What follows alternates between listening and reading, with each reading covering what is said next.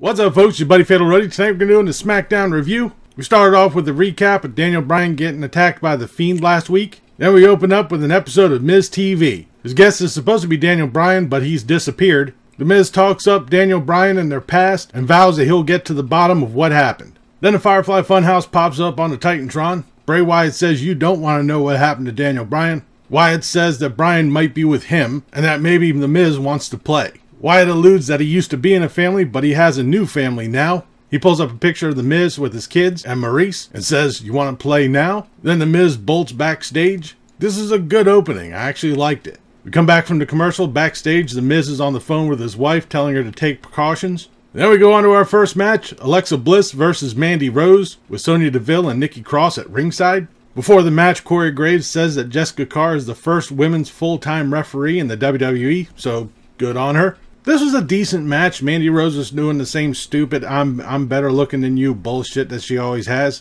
She peels off Alexa Bliss's eyelashes. This of course gets Bliss fired up. Sonya Deville tries to interfere, but Nikki Cross takes her out. Alexa wins with the Twisted Bliss. This was a decent match. It was alright. We just have to get over that stupid, "Oh, I'm better looking than you, you're never gonna look," yeah, fuck, whatever. And of course, after this match, Corey Graves waffles again. Backstage, Drake Maverick tries to get with Dana Brooke again. He's interrupted by Elias, who's playing a song, running down Drake and alluding to sleeping with his wife. This pisses off Drake. He hits him, tells him to go back out to the ring. Back from commercial, Maverick is in the ring, calls out Elias. He comes out with Dana Brooke. Maverick tries to charge Elias, but he's get held up.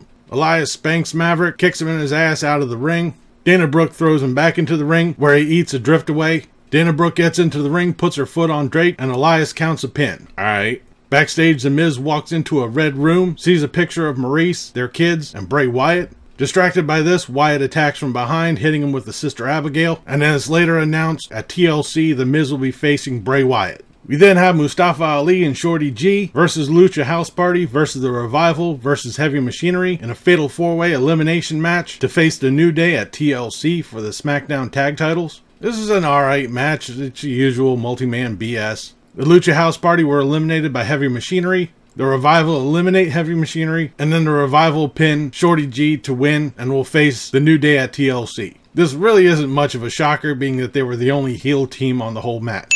As the New Day are walking to the back, the Revival get onto the microphone and say all the fun and games will be over and that the New Day will no longer disgrace the tag team division. We then have Lacey Evans versus a jobber. Squash match. Lacey Evans wins with a women's right.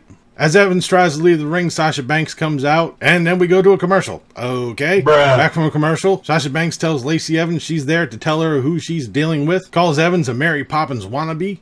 Evans says that she's a U.S. Marine, and she doesn't want her to put her boots back on. They start to square up. Lacey Evans goes for a women's right. Sasha Banks cowers, and as Lacey Evans is walking back to the backstage area, she's attacked by Bayley. So I'm pretty much guessing Lacey Evans is going to be facing either Sasha Banks or Bayley at TLC. We then go to our main event, Roman Reigns versus Dolph Ziggler. This is an okay match. Partway through, Baron Corbin's carried out on his throne.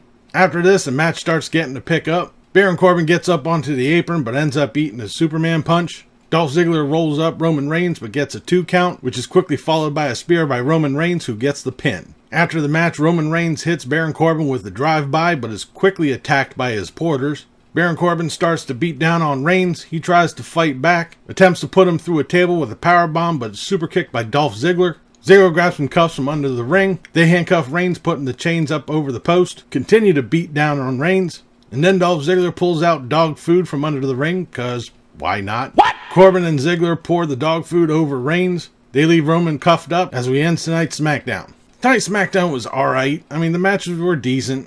We didn't have too much in the way of talking. It's still funny that even a week away from TLC, we really don't have much in the way of matches. We have the Revival versus the New Day, Baron Corbin versus Roman Reigns, which is cool to see the WWE is scheduling bathroom breaks during their pay-per-view, and Bray Wyatt versus The Miz. Other than that, there's nothing else. But that'll do it for this episode of Smackdown Review. Leave a comment down below what you thought of tonight's Smackdown, what you thought about this video. If you liked it, please give me a thumbs up. Don't forget to share and subscribe. I've been Fatalroadie. You've been awesome. Thank you very much for watching. And remember, if it's too loud, you're too old. See ya.